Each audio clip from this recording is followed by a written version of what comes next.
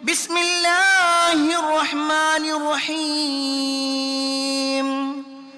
قل تعالوا أتل ما حرم ربكم عليكم ألا تشركوا به شيئا وبالوالدين إحسانا ولا تقتلوا أولادكم من إملاق نحن نرزقكم وإياهم ولا تقربوا الفواحش ما ظهر منها وما بطن ولا تقتلوا النفس التي حرم الله إلا بالحق ذلكم وصاكم به لعلكم تعقلون يا أيها الناس أوصيكم وإياي أولا بتقوى الله. ഏറെ സ്നേഹധനീയരായ സത്യവിശ്വാസികളെ, സഹോദരന്മാരെ, സഹോദരിമാരെ, രക്ഷിതാക്കളെ, അള്ളാഹുവിൻ്റെ വിധിവിലക്കൽ അനുസരിച്ചുകൊണ്ടും പ്രവാചകൻ സല്ലല്ലാഹു അലൈഹി വസല്ലമയുടെ ജീവിതചര്യ പിൻപറ്റിക്കൊണ്ടും ജീവിക്കണമേ എന്ന് ആദ്യമായി എന്നോടും തുടർന്ന് നിങ്ങൾ ഓരോരുത്തരോടും ഉണർത്തുകയാണ്, വസിയ്യത്ത് ചെയ്യുകയാണ്. മനുഷ്യ ജീവന് ഏറെ പവിത്രത നൽകിയിട്ടുള്ള ഒരു മതമാണ് ഇസ്ലാം. അതുകൊണ്ട് തന്നെ ഒരാളുടെ ജീവിക്കാനുള്ള അവകാശത്തെയോ ആ അവകാശത്തെ ഇല്ലാതാക്കുവാനോ അവന്റെ ജീവൻ ഹനിക്കുവാനോ ഒരാൾക്കും അനുവാദം കൊടുത്തിട്ടില്ല എന്ന് മാത്രമല്ല, ആരെങ്കിലും അങ്ങനെ ജീവൻ എടുക്കുന്നുണ്ടെങ്കിൽ, കൊലപാതകം ചെയ്യുന്നുണ്ടെങ്കിൽ അത് വലിയ കുറ്റമായിക്കൊണ്ടും നരകം കിട്ടുന്ന ഒരു കാരണമായിക്കൊണ്ടും ഇസ്ലാമിക പ്രമാണങ്ങൾ പഠിപ്പിക്കുകയും ചെയ്യുന്നുണ്ട്. അത്രയേറെ ഗൗരവത്തിലാണ് ഇസ്ലാം കൊലപാതകത്തിനെ കാണുന്നത്. എന്നാൽ ഇന്നത്തെ ആധുനിക സമൂഹത്തെ നമ്മൾ പരിശോധിച്ച് നോക്കിക്കഴിഞ്ഞാൽ നിസാരമായ കാരണങ്ങൾ മുന്നിൽ വെച്ചുകൊണ്ട് ആളുകളുടെ ജീവൻ എടുക്കുന്ന ഒരവസ്ഥ, യാതൊരു പ്രയാസവുമില്ലാതെ, യാതൊരു മനസ്സാക്ഷിക്കുത്തുമില്ലാതെ ആളുകളെ കൊലപ്പെടുത്തുന്ന അവസ്ഥ കുറച്ച് ദിവസങ്ങളായി വർദ്ധിച്ചുകൊണ്ടേയിരിക്കുന്നു. ഒരു പക്ഷേ പണ്ട് കാലത്ത് നാട്ടിലൊരു കൊലപാതകം നടക്കുകയാണെങ്കിൽ ആ നാട്ടിലൂടെ ആളുകൾ പോകുമ്പോൾ പോലും ആ നാട്ടിൽ അന്നൊരു കൊലപാതകം നടന്നിട്ടുണ്ട്, ഇന്ന ഒരു നാട്, നമ്മളിപ്പോ ഈ പോകുന്ന ഈ നാട്ടിലാണ് അന്ന് രണ്ടാൾക്കാരെ കൊന്നില്ലേ എന്ന് പറയുന്ന അവസ്ഥ ഉണ്ടായിരുന്നു. എന്നാൽ ഇന്നത്തെ ഒരു സമൂഹത്തെ സംബന്ധിച്ചിടത്തോളം അങ്ങനെ പറയേണ്ടതില്ലാത്ത വിധം എല്ലാ നാടുകളിലും സുലഭമായിക്കൊണ്ട് ഒന്ന് തീരുമ്പോഴേക്ക് ഒന്ന് എന്ന നിലക്ക് നിരന്തരമായി നടന്നുകൊണ്ടിരിക്കും, സർവ്വസാധാരണമായി കൊണ്ടിരിക്കും.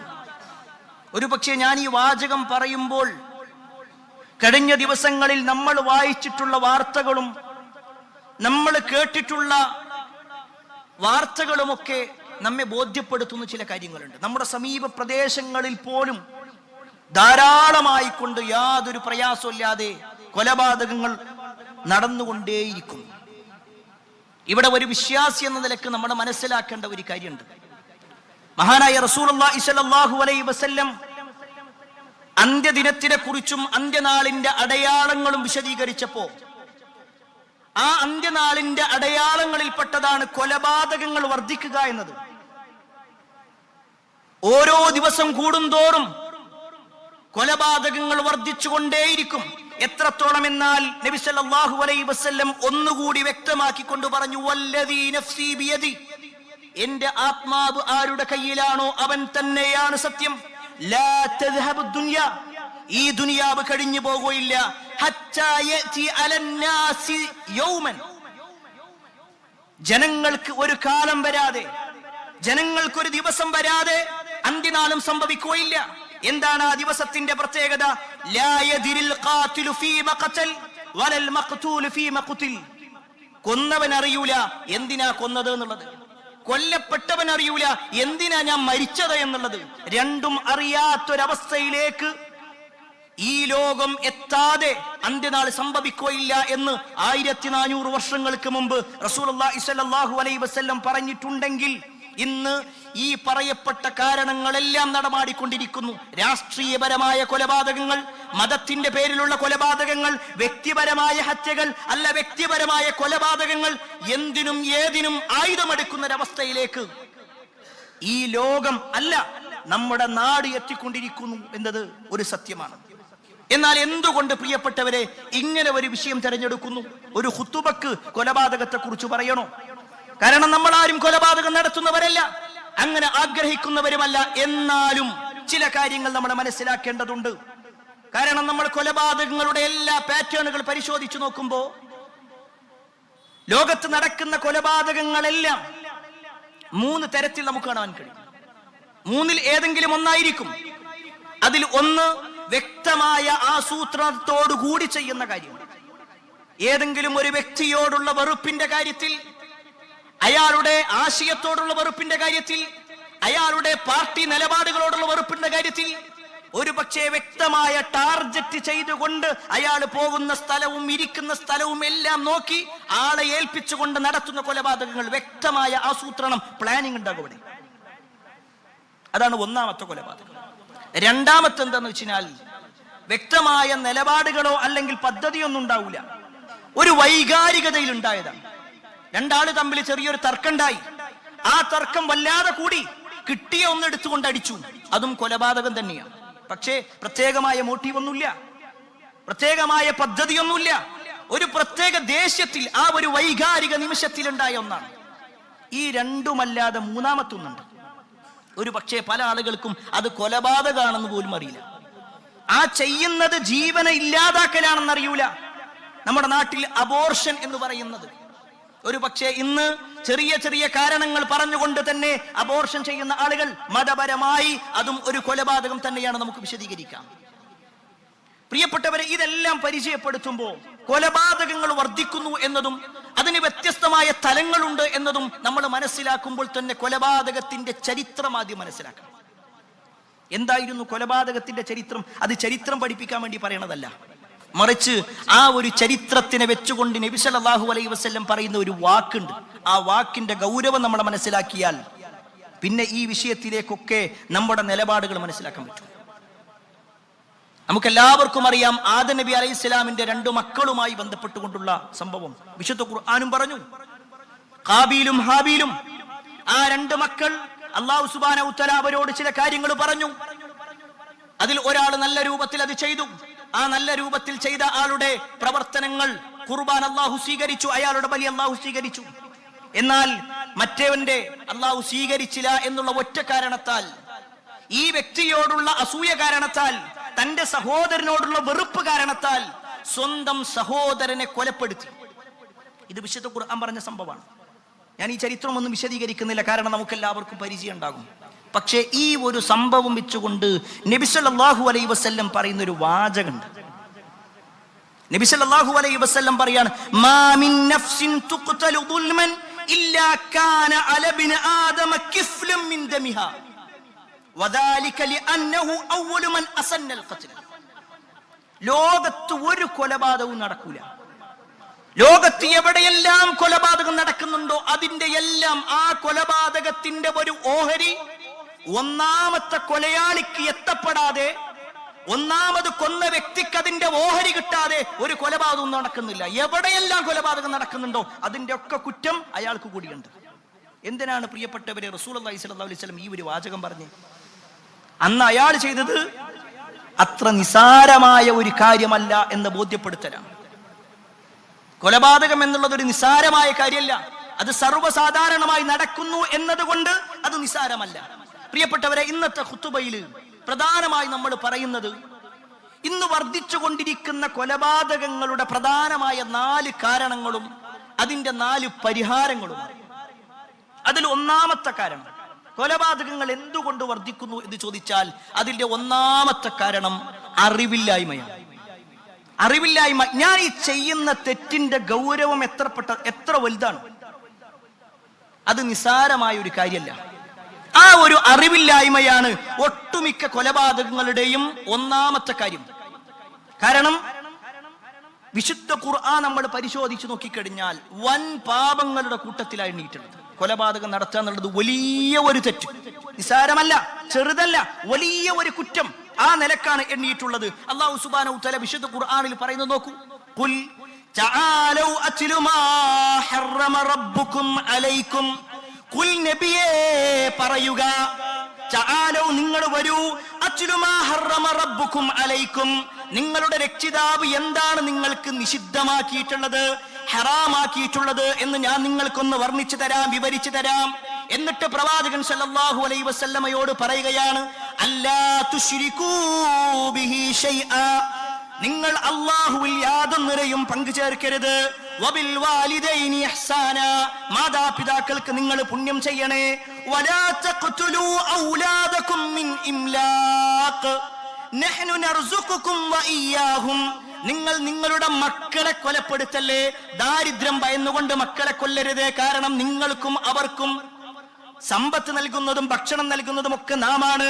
എന്നിട്ട് അല്ലാഹു സുബ്ഹാനഹു തആല കുറേ കാര്യങ്ങൾ, ഈ ഒരായത്തില് അല്ലാഹു കുറേ കാര്യങ്ങൾ എണ്ണിയിട്ട് അതിന്റെ അവസാനത്തിൽ വീണ്ടും പറയാൻ, ആദ്യം മക്കളുടെ കാര്യം എണ്ണി പറഞ്ഞു, എന്നിട്ട് അല്ലാഹു വീണ്ടും പറയുന്നു, വലാ തഖ്തുലുൻ നഫ്സ് വലാ തഖ്തുലുൻ നഫ്സല്ലതി ഹറമല്ലാഹു ഇല്ലാ ബിൽ ഹഖ്. അല്ലാഹു സുബ്ഹാനഹു തആല പവിത്രമാക്കിയിട്ടുള്ള, പരിപാവനമാക്കിയിട്ടുള്ള ഒരു ജീവനെ നിങ്ങൾ എടുക്കാൻ പാടില്ല. അല്ലാഹ് അത്ര ഗൗരവത്തിൽ പറഞ്ഞു. നമുക്കൊരു യോഗ്യതയില്ല, എടുക്കാൻ പറ്റൂല. ഒരാൾക്കും അയാളുടെ പ്രതികാരം തീർക്കാൻ പറ്റൂല. ഒരാളെ കൊന്നുകൊണ്ട് പ്രതികാരം ചെയ്യുക എന്നുള്ളത്, ഇല്ലാതാക്കുക എന്നുള്ളത്, ജീവൻ എടുക്കുക എന്നുള്ളത്, അത് പാടില്ലാത്ത കാര്യമാണ്. ഇനി റസൂലുള്ളാഹി സ്വല്ലല്ലാഹു അലൈഹി വസല്ലമ നമ്മളോട് എണ്ണി പറഞ്ഞ ഒരു കാര്യമുണ്ട്, ഇജ്തനിബൂ അസ്സബഅൽ മുബിഖാത്ത്. 7 വൻപാപങ്ങളെ കുറിച്ച് അത് നിങ്ങൾ വിട്ടു നിൽക്കണം. 7 വൻപാപങ്ങൾ റസൂലുള്ളാഹി സ്വല്ലല്ലാഹു അലൈഹി വസല്ലം എണ്ണി, എന്നിട്ട് പറയാണ് നിങ്ങൾ അതിൽ നിന്ന് അകന്നു നിൽക്കണം, ഏറ്റവും ഗൗരവപ്പെട്ടതാണ്. ആ സമയത്ത് സ്വഹാബത്ത് ചോദിച്ചു, യാ റസൂലല്ലാഹ് വമാ ഹുന്ന, അല്ലാഹുവിന്റെ റസൂലേ ഏതാണ് ആ 7? ആ സമയത്ത് റസൂലുള്ളാഹി സ്വല്ലല്ലാഹു അലൈഹി വസല്ലം പറയാണ്, അശ്ശിർകു ബില്ലാഹ്, അല്ലാഹുവിൽ പങ്കുചേർക്കലാണ്, വസ്സിഹർ, സിഹിർ ചെയ്യലാണ്, മൂന്നാമത്തെ എന്താണെന്നറിയോ, വഖത്ലുൻ നഫ്സ്, ഒരാളെ കൊല്ലുക എന്നുള്ളതാണ്, അല്ലതി ഹറമല്ലാഹു ഇല്ലാ ബിൽ ഹഖ്, അല്ലാഹു പവിത്രമാക്കിയിട്ടുള്ള ഒന്നിനെ. ആ വാചകം വീണ്ടും വീണ്ടും പറയാ. അല്ലാഹു പരിപാവനമാക്കിയിട്ടുള്ള ഒരു മനുഷ്യന്റെ ജീവൻ ഒരു കാരണവുമില്ലാതെ നിങ്ങൾ എടുക്കാൻ പാടില്ല. അത് വൻ പാപമായിക്കൊണ്ട് റസൂലുള്ളാഹി സ്വല്ലല്ലാഹു അലൈഹി വസല്ലം എണ്ണി. ഇത് കേൾക്കുമ്പോ കൊലപാതകം ചെയ്യൽ മാത്രമാണ് ഇസ്ലാമിലെ തെറ്റെന്ന് വിചാരിക്കും. അല്ല, കൊലപാതകത്തിന്റെ തുടക്കം ഒരു പക്ഷേ ഒരു ആയുധം കൊണ്ടുള്ള ചൂണ്ടലായിരിക്കും, ഒരു പക്ഷേ തമാശക്കായിരിക്കും, സംസാരം വല്ലാതെ മുറുകിയപ്പോ കിട്ടിയ ഒരു ആയുധം വെച്ചുകൊണ്ട് ചൂണ്ടിയതായിരിക്കും. പക്ഷേ റസൂലുള്ളാഹി സ്വല്ലല്ലാഹു അലൈഹി വസല്ലം പറഞ്ഞത് എന്താണെന്നറിയോ, മൻ അശാറ ഇലാ അഖീഹി ബിഹദീദ, ആരെങ്കിലും തന്റെ സഹോദരന്റെ നേരെ ഒരു ആയുധം അതുകൊണ്ട് വെറുതെ ഒന്ന് ചൂണ്ടിക്കഴിഞ്ഞാൽ ഫഇന്നൽ മലായികത തൽഅനുഹു ഹത്താ വഇൻ കാന അഖാഹു ലി അബീഹി വ ഉമ്മിഹി, മലക്കുകളുടെ ശാപം അയാൾക്ക് കിട്ടിക്കൊണ്ടിരിക്കും. വളരെ നിസാരമായി കാണുന്ന കാര്യം. ഒരു പക്ഷേ വീട്ടിലിങ്ങനെ ഭാര്യയും ഭർത്താവും സംസാരിച്ചു കൊണ്ടിരിക്കെ ഭാര്യ ചിലപ്പോ കത്തികൊണ്ട് പലതും ഇങ്ങനെ വെട്ടിക്കൊണ്ടിരിക്കായിരിക്കും. ആ സമയത്ത് ഭർത്താവ് എന്തോ പറയുമ്പോഴേക്ക് ഭാര്യ ഇങ്ങനെ കത്തി ചൂണ്ടിക്കൊണ്ടതാ കയ്യിൽ കത്തിയാണ്, ആലോചിച്ച് സംസാരിച്ചോ, തമാശക്ക് പറയണതാണ്. പക്ഷേ മലക്കുകളുടെ ലഅനത്ത്, ശാപത്തിന്റെ പ്രാർത്ഥന കിട്ടിക്കൊണ്ടിരിക്കും. വാപ്പാന്റെ കയ്യിൽ വല്ല ആയുധം പിടിച്ചിങ്ങനെ നിൽക്കുന്ന സമയത്ത് മക്കൾ വല്ലതും പറയുമ്പോ കയ്യിലിതാ ആയുധാണ്, ഞാനൊരു ഒറ്റേറിയും. തമാശക്ക് പറയുന്നതായിരിക്കാം, ഒരിക്കലും അറിയാൻ വേണ്ടി പറയുന്നതല്ല. പക്ഷേ റസൂലുള്ളാഹി സ്വല്ലല്ലാഹു അലൈഹി വസല്ലം പറഞ്ഞത് എന്താ? മലക്കുകളുടെ ശാപം കിട്ടുന്ന കാര്യം. മലക്കുകളുടെ ശാപം എന്ന് പറഞ്ഞാൽ അതൊരിക്കലും സമാധാനം കിട്ടുന്ന ഒന്നാവൂല, അങ്ങേയറ്റം പ്രയാസം ലഭിക്കുന്നതായിരിക്കും. അല്ലാഹു നമ്മെ കാത്തുരക്ഷിക്കുമാറാവട്ടെ. പ്രിയപ്പെട്ടവരെ, കൊലപാതകങ്ങളുടെ കാരണങ്ങൾ പരിശോധിക്കുമ്പോൾ ഒന്ന്, ഈ പറയപ്പെട്ട കൊലപാതകത്തിന്റെ ഗൗരവത്തെക്കുറിച്ചോ അതിന് കിട്ടുന്ന ശിക്ഷകളെക്കുറിച്ചോ നാളെ പരലോകത്തിന്റെ അവസ്ഥകളെക്കുറിച്ചോ അറിയാത്തത് കൊണ്ടാണ്, അറിവില്ലായ്മയാണ്. രണ്ടാമത്തെ കാര്യം എന്താണെന്നറിയോ? ചില സാഹചര്യങ്ങൾ, നമ്മുടെ ഒട്ടുമിക്ക കൊലപാതകങ്ങൾ ഇങ്ങനെ പരിശോധിക്കുമ്പോൾ ചിലപ്പോഴൊക്കെ ചില സാഹചര്യങ്ങൾ കൊണ്ട് ആളുകൾ കൊലപാതകമാണ്. പെട്ടെന്നുണ്ടാകുന്ന ദേശത്തിന്റെ പേരിലായിരിക്കാം, അല്ലെങ്കിൽ അയാളുടെ വൈകാരികമായ നിമിഷത്തിലുള്ള അവസ്ഥയായിരിക്കാം. എന്നാൽ അതിനപ്പുറത്തേക്ക് ആ സാഹചര്യങ്ങൾ എത്തപ്പെടുന്ന ചില രംഗങ്ങളുണ്ട്. അതിൽപ്പെട്ട അതിന് കാരണമാകുന്ന, അതിന് വളം വെക്കുന്ന ഒന്നാണ് സിനിമകൾ. ഈ അടുത്ത കാലത്ത് മലയാളക്കരയിൽ ഇറങ്ങിയിട്ടുള്ള ഒട്ടുമിക്ക സിനിമകളും വയലൻസിന് വേണ്ടി പ്രാധാന്യം കൊടുക്കുന്നതായിരുന്നു അത്രേ. ഈ അടുത്തൊരു പുസ്തകത്തിൽ വായിച്ചതാ, ഒരു കണ്ടന്റ് വായിച്ചതാ, ഒരു സോഷ്യൽ മീഡിയയിലെ റിപ്പോർട്ട്. ഇന്നത്തെ മലയാള സിനിമകൾ എല്ലാ അർത്ഥത്തിലും എല്ലാ തോന്നിവാസങ്ങൾക്കും സപ്പോർട്ട് ചെയ്യുന്നതാണത്രേ. ഇത് കണ്ടുകൊണ്ടിരിക്കുന്നു ആളുകൾ. മുസ്ലിം പേരുള്ള ആളുകൾ അഭിനയിച്ചുകൊണ്ടിരിക്കുന്നു, മുസ്ലിം പേരുള്ള ആളുകൾ സംവിധാനം നടത്തുന്നു, മുസ്ലിം പേരുള്ള ആളുകൾ നിർമ്മാതാക്കളാകുന്നു, മുസ്ലിം പേരുള്ള ആളുകൾ പാട്ടുകാരാകുന്നു, മുസ്ലിം പേരുള്ള ആളുകൾ പിന്നെ ഞാനെന്തിനു മാറി നിൽക്കണം, എല്ലാവരും അതിന്റെ ആളുകളായി മാറുന്നു. എന്നിട്ടോ ആ കാണുന്ന സിനിമകൾ അവരുടെ ജീവിതത്തിലേക്ക് അഭിനയിച്ചു കൊണ്ടുവരിക. പല ആളുകളും റീല് ചെയ്തുകൊണ്ട്, പല ആളുകളും അവരെ കൊണ്ട് അവരുടെ മൊബൈലിൽ എന്തെല്ലാം ചെയ്യാൻ പറ്റുമോ അതൊക്കെ ചെയ്യുന്നു. എന്നിട്ട് പറച്ചിലെന്താ? സിനിമയെ സിനിമയായി കണ്ടാൽ മാത്രം മതി. അതൊന്നും ശരിക്കല്ല, അത് കേവലം അഭിനയമല്ലേ.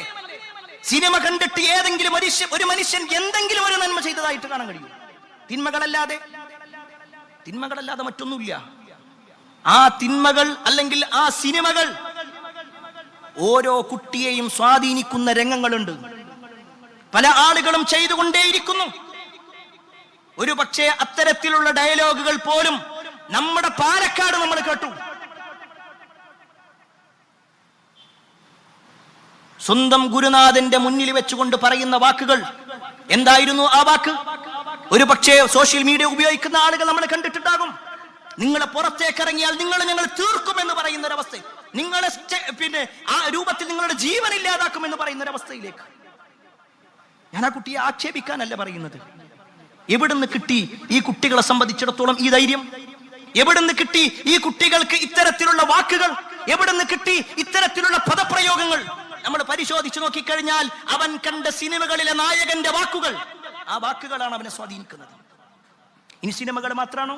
അല്ല. മക്കൾ കളിക്കുന്ന ഗെയിമുകളുണ്ട്. ഒട്ടുമിക്ക ഗെയിമുകളും ആളുകളെ കൊല്ലാൻ വേണ്ടി പ്രൊമോട്ട് ചെയ്യുന്നതാണ്. GTA എന്ന് പറയുന്ന ഗെയിമുണ്ട്, ഫ്രീ ഫയർ എന്ന് പറയുന്ന ഗെയിമുണ്ട്, PUBG എന്ന് പറയുന്ന ഗെയിമുണ്ട്. ഒരു പക്ഷേ പല ആളുകൾക്ക് പരിചയം ഉണ്ടാകും. നമ്മുടെ മക്കളിൽ പല ആളുകളും അത്രയൊന്നും ഗൗരവമില്ലാതെ അതൊക്കെ കളിച്ചോ എന്ന് നമ്മളും പറയും. എന്തെങ്കിലും കുറച്ചു നേരം കളിച്ചോട്ടെ. എന്നാൽ എന്താണ് അതിന് പഠിപ്പിക്കുന്നത്? ആ കളിയുടെ വിജയം എങ്ങനെയാണ്, ഒരാൾക്ക് എങ്ങനെയാ പോയിന്റ് കിട്ടുന്നത്? ഓരോ സ്റ്റേജ് കയറുന്നത് അപ്പടാ. എത്ര ആളുകളെ കൊല്ലുന്നുണ്ടോ ടാർജറ്റ്. ഒരു മിഷൻ കംപ്ലീറ്റ് ചെയ്യുക എന്ന് പറഞ്ഞാൽ ഒരാളെ ടാർജറ്റ് ചെയ്തിട്ടുണ്ടാകും. ഇത്ര ആളെ കൊല്ലണം, അല്ലെങ്കിൽ ഇന്ന ആളെ കൊല്ലണം, ഇത്ര ആളുകളെ കൊലപ്പെടുത്തണം. ആ കൊലപ്പെടുത്തുന്നതിന്റെ അനുസരിച്ചുകൊണ്ട് ഒരു പക്ഷേ അയാൾ മരിച്ച അയാളുടെ രക്തത്തുള്ളി തെറിക്കുന്ന സമയത്ത് പോലും അവന്റെ സ്ക്രീനിൽ ഇങ്ങനെ അടയാളം കാണുന്ന പോയിന്റുകൾ ഇങ്ങനെ കൂടുന്നതായിട്ട് ചെറിയ പ്രായം തൊട്ടേ കുട്ടികൾക്ക് പഠിപ്പിച്ചു കൊടുക്കുന്നതാ. ആ കുട്ടിയുടെ മനസ്സിൽ എന്താ ഉണ്ടാവുക? കൊലപാതകം പ്രശ്നമല്ല, ഞാൻ വാപ്പാന്റെ മുന്നിൽ വെച്ചിട്ടാ കൊല്ലുന്നത്, തമാശക്കാണ്, കളിയാണ്, ശരി. പക്ഷെ ആ കളി ഒരു പക്ഷെ നമുക്ക് കളിയായിട്ട് തോന്നാം. കുട്ടിയുടെ പിന്നീടുള്ള ജീവിതത്തിൽ അത് കളിയാവണമെന്നില്ല. അതുകൊണ്ടാണ് ഗെയിം വാങ്ങിച്ചു കൊടുക്കാത്തതിന്റെ പേരിൽ ഉമ്മയെ കൊന്നത്. അതുകൊണ്ടാണ് മൊബൈൽ കൊടുക്കാത്തതിന്റെ പേരിൽ ഉമ്മയുടെ തലക്കടിച്ചു കൊന്നത്. അതുകൊണ്ടാണ് വാപ്പയെ കൊന്നത്. എത്ര വാർത്തകൾ നമ്മൾ കേട്ടു. കാരണം അവർ അത്രത്തോളം അതിൽ അഡിക്റ്റായി മാറി. നമ്മുടെ സമൂഹം ഇതൊന്നും ചർച്ച ചെയ്യേണ്ടതില്ല. അത് കുട്ടികളല്ലേ, അത് ചെറുപ്പക്കാരല്ലേ, അതൊരു തമാശയല്ലേ, അതൊരു കളിയല്ലേ എന്ന് പറഞ്ഞുകൊണ്ട് എല്ലാത്തിനെയും നിസാരവൽക്കരിച്ചു കൊണ്ടിരിക്കുന്നു എന്നത് ഖേദകരമായ കാര്യം. അതുപോലെ തന്നെ വീഡിയോകൾ, പല ആളുകളും നടത്തുന്ന കൊലപാതകങ്ങൾ, ആ കൊലപാതകങ്ങൾ ചെയ്യാ എന്ന് മാത്രമല്ല അത് വീഡിയോ ആക്കി പോസ്റ്റ് ചെയ്യുന്നൊരവസ്ഥ. ഇങ്ങനെ ഒട്ടേറെ കാഴ്ചകൾ, സാഹചര്യങ്ങൾ നമ്മുടെ മക്കൾക്കും യുവാക്കൾക്കും അല്ല ഓരോ വ്യക്തികൾക്കും കിട്ടിക്കൊണ്ടിരിക്കുന്നു. അവിടെയാണ് പ്രിയപ്പെട്ടവരെ നമ്മൾ മനസ്സിലാക്കേണ്ടത്, ഒരാളെ കൊല്ലാന്ന് മാത്രമല്ല, ഒരാളെ കൊല്ലണമെന്ന ആഗ്രഹം പോലും ഒരാളെ നരകത്തിലെത്തിക്കും. ഒരാളെ കൊല്ലുക എന്ന് മാത്രമല്ല, മറ്റൊരാളെ കൊല്ലണം, കിട്ടിയ ഒരു ചാൻസ് കിട്ടിയാൽ അവനെ തീർക്കണം.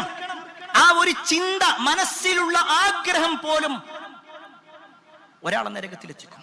നബി സല്ലല്ലാഹു അലൈഹി വസല്ലം പറയാണ്, രണ്ടാളുകൾ തമ്മിൽ അങ്ങോട്ടും ഇങ്ങോട്ടും ആയുധം ചൂണ്ടി ഒരാൾ മറ്റൊരാളെ കൊലപ്പെടുത്തി. എന്നിട്ട് റസൂലുള്ളാഹി സ്വല്ലല്ലാഹു അലൈഹി വസല്ലം പറയാണ്, ഫൽ ഖാതിലു വൽ മഖ്തൂലു ഫിന്നാർ. കൊന്നവനും കൊല്ലപ്പെട്ടവനും നരകത്തിലാണ്. കൊന്നവനും നരകത്തിൽ, കൊല്ലപ്പെട്ടവനും നരകത്തിൽ. ആ സമയത്ത് സ്വഹാബത്ത് ചോദിച്ചു, അല്ലാഹുവിന്റെ റസൂലേ, കൊന്നവൻ നരകത്തിലാണ്, പക്ഷെ കൊല്ലപ്പെട്ടവൻ എങ്ങനെ നരകത്തിലാകും? ആ സമയത്ത് റസൂലുള്ളാഹി സ്വല്ലല്ലാഹു അലൈഹി വസല്ലം പറയാണ്, ഇന്നഹു ഖദ് അറാദ ഖത്ല സ്വാഹിബിഹി. അവന്റെ മനസ്സിൽ എന്തുണ്ടായിരുന്നതെന്നറിയോ? തന്റെ സഹോദരനെ കൊല്ലണമെന്ന, തന്റെ കൂട്ടുകാരനെ കൊല്ലണമെന്ന ആ ആഗ്രഹം. അവന് ചാൻസ് കിട്ടാത്തത് കൊണ്ടാ. ചാൻസ് കിട്ടിയിരുന്നെങ്കിൽ അവനും ചെയ്യുമായിരുന്നു. അതുകൊണ്ട് അവനും നരകത്തിലാണ്. സുബ്ഹാനല്ലാഹ്, എത്ര ഗൗരവമുണ്ട് ഇതിന്. ചിലപ്പോഴൊക്കെ ചില ആളുകളോടുള്ള വെറുപ്പ് കാരണം വാഹനം ഓടിക്കുന്ന സമയത്ത് ചിലപ്പോൾ തോന്നും, ഒന്ന് അങ്ങോട്ട് കയറ്റിയാലോ, അവനെ ഒന്ന് കിട്ടിയ ഒരു ചാൻസ് കിട്ടുകയാണെങ്കിൽ ഒന്ന് അങ്ങനെ ചെയ്താലോ. തോന്നലുകൾ പോലും പാടില്ല എന്ന ഇസ്ലാം പഠിപ്പിക്കുന്നത്. ഒരാളെ കൊല്ലുക എന്നുള്ളതോ അയാൾക്ക് നേരെ വിരൽ ചൂണ്ടുക അല്ലെങ്കിൽ ആയുധം ചൂണ്ടുക എന്നല്ല. ചിന്ത പോലും ഉണ്ടാകാൻ പാടില്ല എന്ന്. പക്ഷേ ഖേദകരമെന്ന് പറയട്ടെ, ഇതേ മതത്തിനെയാണ് പല ആളുകളും തീവ്രവാദത്തിന്റെ മതമാണ്, ഭീകരവാദത്തിന്റെ മതമാണ്, ആളുകളെ കൊല്ലുന്ന മതമാണ് എന്ന രൂപത്തിൽ ചിത്രീകരിക്കുന്നത്. ഇനി നമ്മൾ കൊലപാതകങ്ങൾ പരിശോധിച്ച് നോക്കിക്കഴിഞ്ഞാൽ അതിന്റെ മൂന്നാമത്തെ ഒരു കാരണം എന്താന്ന് വെച്ച് കഴിഞ്ഞാൽ അന്ധവിശ്വാസങ്ങൾ. ആ അന്ധവിശ്വാസങ്ങളാണ് ഇപ്പൊ നമ്മുടെ കേരളത്തിൽ നടക്കുന്ന ഒട്ടുമിക്ക കൊലപാതകങ്ങളുടെയും ഒരു മോട്ടീവ് എന്ന് കാണാൻ പറ്റും. ഏതോ ഒരു ജ്യോത്സ്യന്റെ വാക്ക്, ഏതോ ഒരു മന്ത്രവാദിയുടെ വാക്ക്, ആ വാക്ക് കേട്ടുകൊണ്ട് നരബലി നടത്തുന്ന ആളുകൾ, സമാധി നടത്തുന്ന ആളുകൾ, സ്വന്തം കുടുംബത്തിലോ അയൽപക്കത്തിലോ ഉള്ള ആളുകളെ കൊലപ്പെടുത്തുന്ന ആളുകൾ നമ്മുടെ കേരളക്കരയിൽ. എന്താ ഈ കേരളത്തിന്റെ പ്രത്യേകത? മറ്റു സംസ്ഥാനങ്ങളെക്കാൾ കൂടുതൽ അറിവുള്ള ആളുകൾ, എഡ്യൂക്കേഷനിലുള്ള ആളുകൾ ഇതാ പറയുന്നത്. പക്ഷെ എല്ലാ അറിവുണ്ട്, അന്ധവിശ്വാസമാണ് കൂടുതൽ എന്ന് മാത്രം. ഇവിടെ ഒരു മുസ്ലിമിനെ സംബന്ധിച്ചിടത്തോളം എന്തായാലും ഒരു ജ്യോത്സ്യന്റെ അടുക്കലേക്കോ മന്ത്രവാദിയുടെ അടുക്കലേക്കോ പോകാൻ പാടില്ല. അത് ഇസ്ലാം കണിശമായി എതിർത്തിട്ടുള്ള കാര്യമാണ്. എന്നാൽ ഇതെല്ലാം പ്രശ്നമല്ലാതിരിക്കുന്ന ആളുകളുണ്ട്, ഈ രൂപത്തിൽ പോകുന്ന ആളുകളുണ്ട്.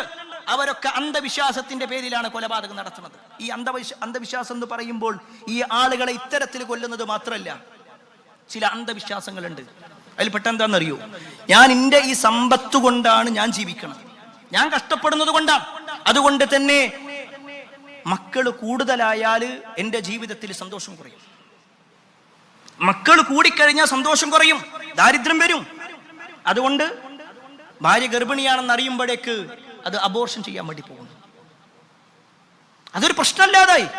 കാരണം എന്താ? ഒരു പക്ഷേ ലിംഗനിർണയം പ്രശ്നമായിരിക്കാം. അതല്ലാതെ അബോർഷൻ ചെയ്യുന്നത് ഇന്ന് ലീഗലായും ഇല്ലീഗലായിക്കൊണ്ടും പലരും ചെയ്തുകൊണ്ടേയിരിക്കുന്നു, ഓരോ കാരണങ്ങൾ പറഞ്ഞുകൊണ്ട്. പ്രിയപ്പെട്ടവരെ, അവിടെ ഒരു മുസ്ലിം മനസ്സിലാക്കേണ്ട ഒരു കാര്യമുണ്ട്. ഒരു മുസ്ലിം മനസ്സിലാക്കേണ്ട കാര്യം വിശുദ്ധ ഖുർആനിന്റെ ആയത്ത, വലാ തഖ്തുലൂ ഔലാദകും ഖശ്യത ഇംലാക്. ദാരിദ്ര്യം ഭയന്നുകൊണ്ട് നിങ്ങൾ നിങ്ങളുടെ മക്കളെ കൊല്ലല്ലേ. എന്നിട്ട് അല്ലാഹു സുബ്ഹാനഹു വ തആല പറയാണ്, നഹ്നു നർസുകുകും വ ഇയ്യാകും. നിങ്ങൾക്കും നിങ്ങളുടെ മക്കൾക്കും റിസ്ക് നൽകുന്നത് നാമാണ്. സുബ്ഹാനല്ലാഹ്, എന്നാൽ ആ വാക്ക് എത്ര ഗൗരവമുണ്ട്. എന്നിട്ട് അല്ലാഹു ബാക്കി കൂടി നമ്മളോട് പറയുന്നത് എന്താണെന്നറിയോ? അതിന് എതിരായിക്കൊണ്ട് ഈ മക്കളെ കൊല്ലുക എന്നുള്ളത്, അവരെ കൊല്ലുന്നത് തീർച്ചയായും വലിയ വമ്പിച്ച കുറ്റമാണ്. വലിയ ഒരു കുറ്റമായിട്ടാണ് എണ്ണുന്നത്. ചെയ്യരുത് എന്ന് മാത്രമല്ല, നിങ്ങൾക്കും അവർക്കും ഭക്ഷണം നൽകുന്നത് നാമാണെന്ന് പറഞ്ഞിട്ടല്ല പറയാണ്. അതിനപ്പുറത്തേക്ക് നിങ്ങൾ പോവുകയാണെങ്കിൽ വലിയ ഒരു കുറ്റമാണ് ചെയ്തിട്ടുള്ളത്. നബി സല്ലല്ലാഹു അലൈഹി വസല്ലമ അള്ളാഹ്ക്ക് ഏറ്റവും വെറുപ്പുള്ള ചില കാര്യങ്ങളെ കുറിച്ച് പറഞ്ഞിട്ടുണ്ട്. വമ്പിച്ച തെറ്റുകളെ കുറിച്ച് പറഞ്ഞപ്പോ അതിൽ ഒന്നാമത്തെ എന്താണെന്ന്, അള്ളാഹുവാണ് നിന്റെ റബ്ബായിരിക്കെ, അള്ളാഹു നിന്റെ റബ്ബായിരിക്കെ നീ അള്ളാഹ്ക്ക് പുറമെ മറ്റൊരാളെ വിളിച്ച് പ്രാർത്ഥിക്കല. എന്നിട്ട് റസൂലുള്ളാഹി സ്വല്ലല്ലാഹു അലൈഹി വസല്ലമ രണ്ടാമത്തെ ഒരു കാര്യം പറഞ്ഞു, വമ്പിച്ച ഒരു തെറ്റ് എന്നുള്ള നിലയ്ക്ക് നബി സല്ലല്ലാഹു അലൈഹി വസല്ലം പറയാണ്, അൻ തഖ്തുല വലദക മഖാഫത അൻ യതഅമ മഅക്. നിന്റെ കൂടെ നിന്റെ കുട്ടി ഭക്ഷണം കഴിക്കുക എന്നുള്ള ഒരു പേടി കാരണത്താൽ, അവന്റെ കാര്യം നോക്കേണ്ടതില്ലേ എന്ന കാരണത്താൽ ആ കുട്ടിനെ നീ കൊല്ലുക. അത് ആ കുട്ടി വലുതായിട്ട് കൊല്ലുക എന്നുള്ളതല്ല, ഭാര്യയുടെ ഗർഭപാത്രത്തിലായിരിക്കെ കൊല്ലുന്നതും കൊലപാതകം തന്നെയാണ്. വളരെ ഗൗരവമുള്ള വിഷയം. ഒരു പക്ഷേ പല ആളുകളും അതിന്റെ ഗൗരവം മനസ്സിലാക്കാതെ തന്നെ ഇത് പലതും ചെയ്തുകൊണ്ടിരിക്കുന്നു എന്നതൊരു സത്യമാണ്. അതുപോലെ തന്നെ പ്രിയപ്പെട്ടവരെ, നമ്മൾ കൊലപാതകങ്ങൾ ഇങ്ങനെ പരിശോധിച്ച് നോക്കിക്കഴിഞ്ഞാൽ അതിന്റെ കാരണങ്ങളിൽ 4ാമത്തെ ഒരു കാരണം ലഹരി ഉപയോഗം എന്നുള്ളതാണ്. ലഹരി ഉപയോഗിക്കുക എന്നുള്ളത് ഒരു മനുഷ്യന്റെ അവന്റെ ചിന്തകളും അവന്റെ ഓർമ്മകളും അവന്റെ സ്വബോധവും നഷ്ടപ്പെടുത്തുന്ന ഒന്ന്. അതുകൊണ്ട് തന്നെയാണ് റസൂലുള്ളാഹി സ്വല്ലല്ലാഹു അലൈഹി വസല്ലം ഒരുപാട് ഹദീസുകളിൽ തിന്മകളുടെ മാതാവ് എന്ന നിലക്കും എല്ലാ തെറ്റുകൾക്കുള്ള താക്കോല എന്ന നിലക്കും ഒക്കെ എണ്ണി പറഞ്ഞു. ലഹരിയുമായി ബന്ധപ്പെട്ടുകൊണ്ട് ഒരു മുസ്ലിമിനെ സംബന്ധിച്ചിടത്തോളം, അല്ല ഒരു മനുഷ്യനെ സംബന്ധിച്ചിടത്തോളം അത് ചെയ്യാൻ പാടില്ല. തന്റെ ശരീരം നശിപ്പിച്ചുകൊണ്ടിരിക്കുന്ന ഒരവസ്ഥ. അതില്ലാത്ത ഈ ലഹരിയുടെ കാരണം കൊണ്ടല്ലേ കഴിഞ്ഞ ആഴ്ചയിൽ നമ്മൾ കേട്ടു, നമ്മുടെ കേരളക്കരയിൽ രോഗിയായ ഉമ്മയെ കൊലപ്പെടുത്തിയ മകൻ, ക്യാൻസർ പേഷ്യന്റായ ഉമ്മയെ കൊലപ്പെടുത്തിയ മകൻ. എന്തിന്റെ പേരിൽ? ലഹരി കിട്ടാത്തതിന്റെ പേരിൽ. അത് കഴിഞ്ഞ് 2 ദിവസം കഴിഞ്ഞപ്പോ സ്വന്തം ബാപ്പാന്റെ കണ്ണ് ചൂഴ്ന്നെടുത്തു ഒരു മകൻ. ഇന്ത്യയിലുള്ള വ്യക്തിയാണ്, പക്ഷെ ചെയ്തത് സൗദി അറേബ്യയിലാണെന്ന് മാത്രം. എന്തിന്റെ പേരിലാണെന്നറിയോ? ആ മകൻ ലഹരിക്കടിമയായിരുന്നു. മകൻ നന്നാവാൻ വേണ്ടിയിട്ട് വാപ്പ കൊണ്ടുപോയതാ ഗൾഫിലേക്ക്. ഒരു പക്ഷേ രക്ഷിതാക്കളൊക്കെ ആ ഒരു മാനസികാവസ്ഥയിലായിരിക്കും. മക്കൾ എന്തെങ്കിലുമൊക്കെ പ്രശ്നം ഉണ്ടാകുമ്പോൾ തന്റെ കൂടെ കൂട്ടിയിട്ട് എങ്ങനെങ്കിലും അവരെന്ന് നന്നാക്കണം, അങ്ങനെ കൊണ്ടുപോയതാ ആ പാവം പിതാവ്. പക്ഷേ വാപ്പയെ കെട്ടിയിട്ടിട്ട്, അച്ഛനെ കെട്ടിയിട്ടിട്ട് ആ ചെറുപ്പക്കാരൻ സ്വന്തം വാപ്പാന്റെ കണ്ണ് ചൂഴ്ന്നെടുക്കുക. സുബ്ഹാനല്ലാഹ്. അങ്ങനത്തെ ഒരു ലോകം. എത്ര വാർത്തകൾ നമ്മൾ കണ്ടു. എല്ലാ കൊലപാതകത്തിന്റെയും ആ ഒരു 1ാമത്തെ ദിവസം കഴിഞ്ഞാൽ പിന്നെ പറയും അത് ലഹരിക്കടിമപ്പെട്ടുകൊണ്ടായിരുന്നു. സ്വന്തം ശരീരത്തെ ഇല്ലാതാക്കല ലഹരി. സ്വന്തം ശരീരത്തെ ഇല്ലാതാക്കുന്നതിന്റെ കാരണമാണ്. അതുകൊണ്ട് തന്നെ ഇസ്ലാം പറഞ്ഞു, വലാ തഖ്തുലൂ അൻഫുസകും, നിങ്ങൾ നിങ്ങളെ തന്നെ കൊല്ലാൻ പാടില്ല. ഇത് പറയുമ്പോൾ പല ആളുകളും വിചാരിക്കും അത് പിന്നെ ഒരാൾ ആത്മഹത്യ ചെയ്യലാണ്. ആത്മഹത്യ ചെയ്യൽ തെറ്റ് തന്നെയാണ്. ആത്മഹത്യ ചെയ്യാൻ പാടില്ല. അത് മതപരമായി വലിയ കുറ്റമാണ്. ഒരു മനുഷ്യൻ ആത്മഹത്യ ചെയ്താൽ എങ്ങനെയാണോ ആത്മഹത്യ ചെയ്യുന്നത് അതനുസരിച്ചുകൊണ്ട് അവന്റെ നരകത്തിൽ അവൻ അങ്ങനെ തന്നെ ചെയ്തുകൊണ്ടേയിരിക്കും. അള്ളാഹു അത്തരത്തിലുള്ള ചിന്തകളിൽ നിന്ന് നമ്മളെയും നമ്മുടെ കുടുംബത്തെയും ഒക്കെ കാത്തിരക്ഷിക്കുമാറാവട്ടെ. പക്ഷേ സ്വന്തത്തെ കൊല്ല എന്നുള്ളത് ഇന്നും പല ആളുകളും വിചാരിക്കുന്നത് അത് മയക്കുമരുന്ന് ഉപയോഗിക്കുമ്പോൾ മാത്രമേ ഉള്ളൂ, അല്ലെങ്കിൽ MDMA ഉപയോഗിക്കുന്ന സമയത്ത് മാത്രമേ ഉള്ളൂ, അല്ലെങ്കിൽ മദ്യപിക്കുന്ന സമയത്ത് മാത്രമേ ഉള്ളൂ. എന്നാ പ്രിയപ്പെട്ടവരെ, വലാ തഖ്തുലൂ അൻഫുസകും, നിങ്ങൾ നിങ്ങളെ തന്നെ കൊല്ലല്ലേ എന്ന് പറയുന്നതിൽ സിഗരറ്റും പെടും. ഒരാൾ സിഗരറ്റ് വലിക്കുക എന്നുള്ളത് ആ സിഗരറ്റ് പാക്കിന്റെ മുകളിൽ എഴുതിയിട്ടുണ്ട്, cigarette smoking injurious to health, അത് ശരീരത്തിന് ഹാനികരമാണ്. അതിന്റെ ചിത്രം കൊടുത്തിട്ടുണ്ട്, അതിന്റെ പല പരസ്യങ്ങളിലുണ്ട്. മരണത്തിലേക്കുള്ള എളുപ്പവഴിയാണെന്ന്, ശരീരം നശിപ്പിക്കുന്നതാണെന്ന്, ശരീരത്തിന്റെ പല ഭാഗങ്ങൾക്കും ക്യാൻസർ വരുന്നതാണെന്ന്. പക്ഷേ അതൊന്നും വലിയ കുഴപ്പമില്ല, അതൊന്നും വലിയ പ്രശ്നമല്ല. വലാ തഖ്തുലൂ അൻഫുസകും, നിങ്ങൾ നിങ്ങളെ കൊല്ലല്ലേ. ഇതെന്റെ വാചകല്ല, അല്ലാഹ് പറയണം. നമുക്കൊരുപാട് ന്യായങ്ങളുണ്ടാകും. ഉപയോഗിക്കുന്ന ആളുകൾക്ക്, ഏതൊരു തെറ്റ് ചെയ്യുന്ന ആളുകൾക്കും ന്യായങ്ങൾ ഉണ്ടാകും.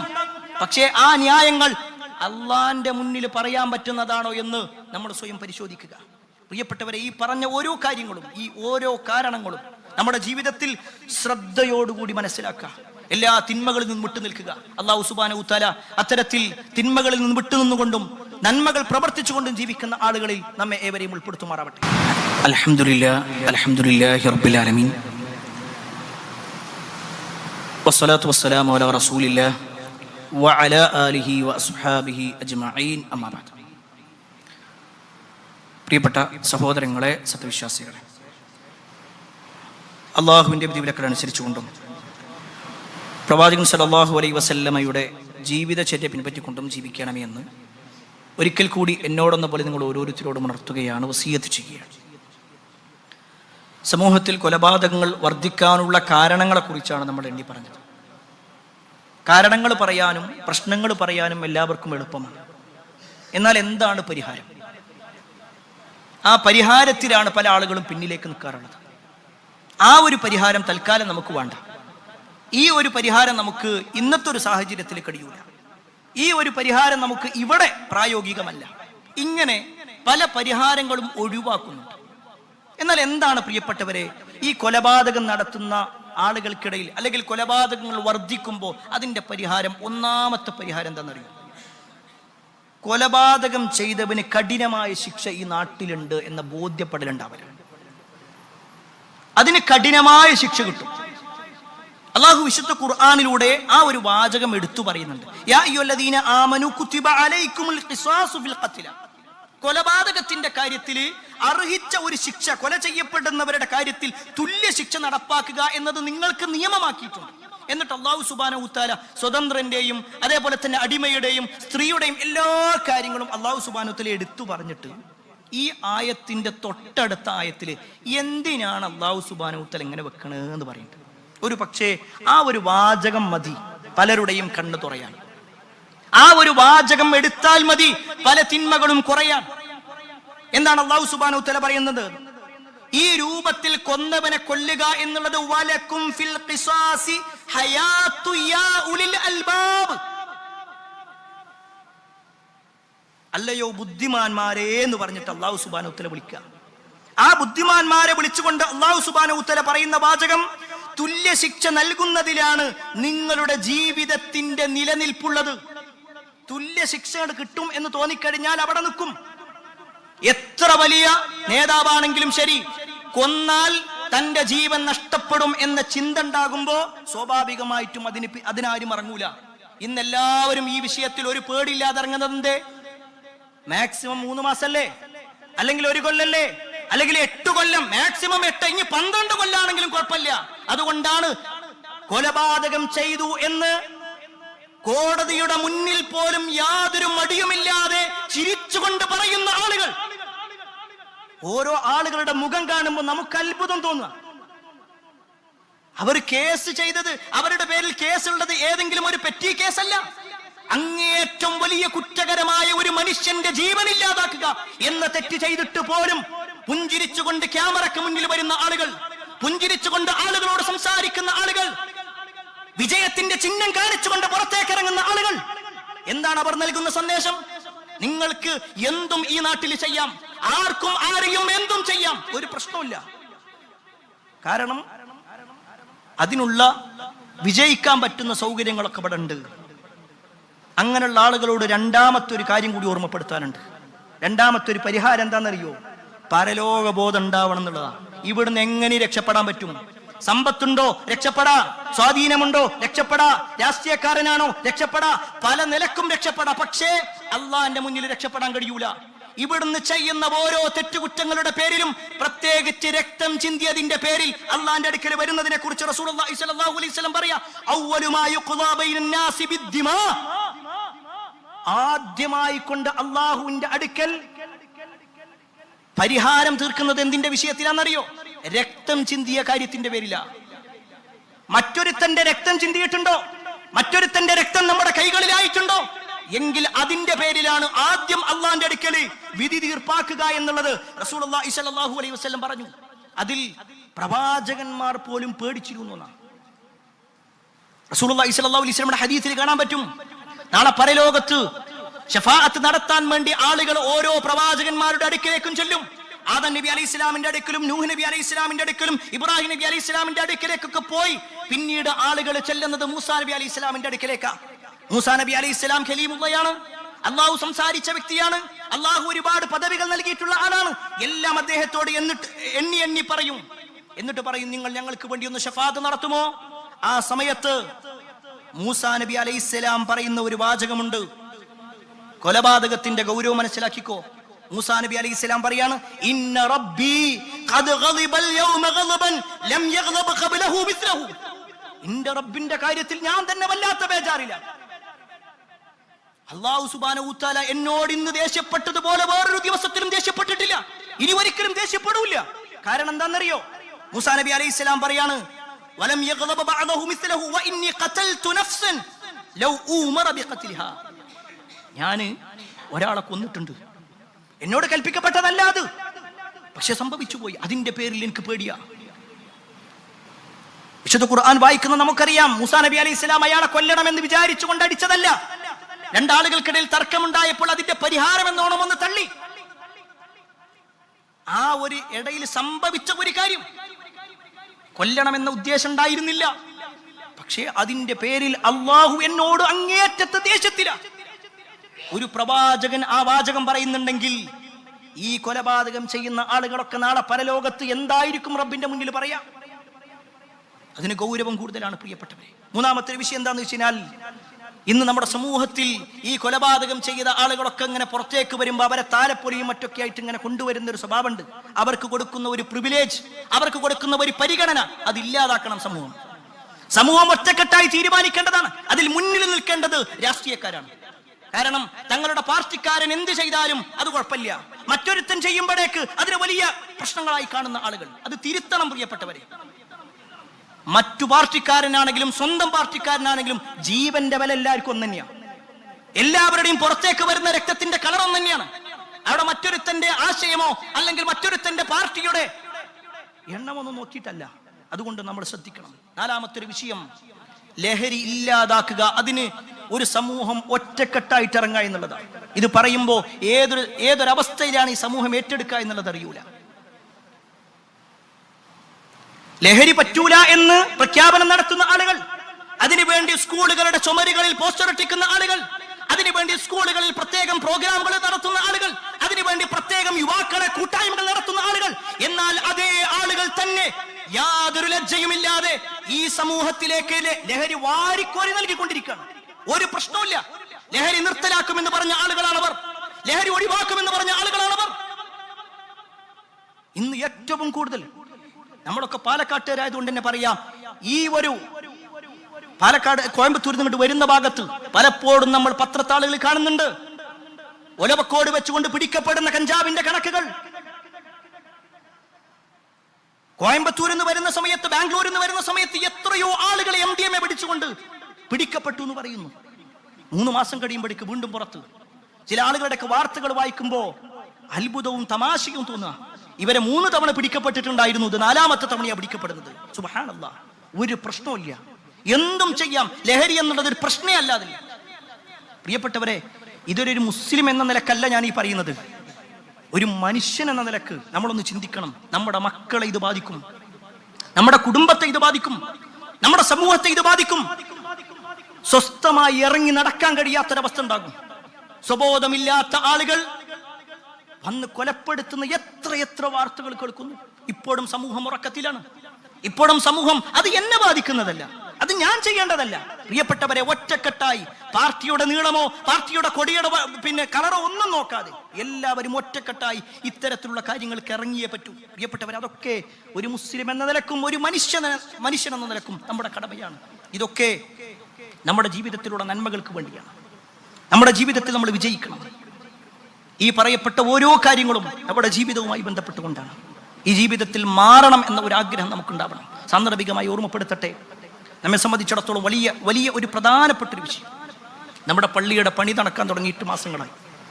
നമുക്കെല്ലാവർക്കും അറിയാം, നമ്മളെല്ലാവരും നമ്മളാൽ കഴിയുന്ന രൂപത്തിലൊക്കെ പള്ളിയെ സഹായിച്ചിട്ടുണ്ട്. പലപ്പോഴും നമ്മൾ നമസ്കാരം കഴിഞ്ഞാൽ ഇതിനെക്കുറിച്ച് പറയാറുണ്ട്. പക്ഷേ മിമ്പറിൽ വെച്ചുകൊണ്ട് തന്നെ ഇത് പറയാനുള്ള കാരണം, ഒരുപാട് ആളുകൾ യൂട്യൂബിലും മറ്റൊക്കെ ആയിട്ട് നമ്മുടെ കുത്തുബകൾ കേൾക്കുന്നുണ്ട്. അവരെ കൂടി ഉദ്ദേശിച്ചുകൊണ്ടാണ് പറയുന്നത്. വലിയ ബാധ്യതകൾ നമ്മുടെ പള്ളിയുടെ വിഷയത്തിലുണ്ട്. ഈ ഒരു റമദാനാകുമ്പോഴേക്കെങ്കിലും ഇതൊന്ന് ഏറ്റവും വേഗത്തിൽ തീർക്കണമെന്ന വലിയ ഒരു ആഗ്രഹം ഇതിൻ്റെ ആളുകൾക്കുണ്ട്. ഇതിനുവേണ്ടി സഹായിച്ച ഒരുപാട് ആളുകളുണ്ട്. അല്ലാഹു സുബ്ഹാനഹു വ തആല അവർക്കെല്ലാം അർഹമായ പ്രതിഫലം നൽകുമാറാവട്ടെ. നാളെ പരലോകത്ത് നമ്മളിപ്പോൾ കൊടുത്തതിൻ്റെ ഇരട്ടിക്കരട്ടിയായി പടച്ചോൻ നാളെ പരലോകത്ത് നൽകുമാറാവട്ടെ. മഹാനായ റസൂലുള്ളാഹി സ്വല്ലല്ലാഹു അലൈഹി വസല്ലം പറഞ്ഞല്ലോ, അള്ളാഹുവിൻ്റെ ഭവനത്തിന് വേണ്ടി അല്ലെങ്കിൽ അള്ളാഹ്ക്ക് വേണ്ടി ഒരു കുരുവിക്കൂടിൻ്റെ അത്ര പോകുന്ന ഒരു പള്ളി ഉണ്ടാക്കുകയാണെങ്കിൽ അള്ളാഹു സ്വർഗത്തിലൊരു വീട് കൊടുക്കുന്ന പറഞ്ഞു. ഒരു കുരുവിക്കൂടിൽ എന്തായാലും അവർക്ക് നിസ്കരിക്കാൻ പറ്റൂല, പക്ഷെ ഒരാൾ അത്രേ കഴിയുള്ളൂ അയാൾക്ക്. എന്നാൽ അതെങ്കിലും ഒരു പള്ളിയുടെ കാര്യത്തിൽ നമ്മളെല്ലാം സഹായിച്ചിട്ടുണ്ട്. പക്ഷേ ഇനിയും ഒരു പക്ഷേ നമ്മളൊന്നുകൂടി ഇറങ്ങിയാൽ മാത്രമായിരിക്കും ഇതൊന്ന് വേഗത്തിൽ തീർക്കാൻ കഴിയുക. അതുകൊണ്ട് തന്നെ എൻ്റെ മുഴുവൻ സഹോദരങ്ങളും സഹോദരിമാരും നമ്മുടെ പരലോകത്തിനു വേണ്ടി ഇതുപോലുള്ള ഓരോ വിഷയങ്ങളും ഇവിടെ ചർച്ച ചെയ്യപ്പെടുന്നുണ്ട്. ആനുകാലിക വിഷയങ്ങളും അതുപോലെ തന്നെ നമ്മുടെ ജീവിതത്തിൽ വ്യക്തിവിശുദ്ധിക്ക് വേണ്ടിയിട്ടുള്ള കാര്യങ്ങളൊക്കെ പറയുന്നു. അതൊക്കെ ഒട്ടേറെ ആളുകൾ, ആയിരക്കണക്കിന് 10,000 കണക്കിന് ആളുകൾ കേട്ടുകൊണ്ടിരിക്കുന്നുണ്ട്. ഒരുപാട് ആളുകളുടെ നന്മക്ക് കാരണമായി തീരുന്ന ഒരു സംരംഭമാണ് ശരിക്കും പള്ളി എന്നുള്ളത്. അതുകൊണ്ട് തന്നെ നമ്മളാൽ കഴിയുന്ന രൂപത്തിൽ നമ്മൾ ഓരോരുത്തരും നമ്മുടെ പള്ളിയെ സഹായിക്കണമെന്ന് പ്രത്യേകം ഓർമ്മപ്പെടുത്തുകയാണ്. അല്ലാഹു സുബ്ഹാനഹു വ തആല എല്ലാ അർത്ഥത്തിലും നന്മകൾ ചെയ്ത് ജീവിക്കുന്ന ആളുകളിൽ നമ്മെ വരും ഉൾപ്പെടുത്തുമാറാവട്ടെ. കുടുംബത്തോടൊപ്പം സ്വർഗ്ഗത്തിലേക്ക് എത്തുന്ന മഹാഭാഗ്യവാന്മാരിൽ അല്ലാഹു നമ്മെ വരും ഉൾപ്പെടുത്തുമാറാവട്ടെ. ഒരുപാട് ആളുകൾ പ്രാർത്ഥന കൊണ്ട് വസിയത്ത് നൽകിയിട്ടുണ്ട്. എല്ലാവരുടെയും പ്രാർത്ഥനകൾ അല്ലാഹു സ്വീകരിക്കുമാറാവട്ടെ. അല്ലാഹുമ്മ ഗ്ഫിർ മുഅ്മിനീന വൽ മുഅ്മിനാത്ത് വൽ മുസ്ലിമീന വൽ മുസ്ലിമാത്ത് അൽ അഹ്യാഇ മിൻഹും വൽ അംവാത്ത് ഇന്നക മുജീബുദ് ദഅവാത് യാ ഖാദിൽ ഹാജാത്ത്. اللهم اجرنا من النار اللهم اجرنا من النار اللهم اجرنا من النار. ربنا آتنا في الدنيا حسنة وفي الآخرة حسنة وقنا عذاب النار. آمين آمين برحمتك يا أرحم الراحمين والحمد لله رب العالمين.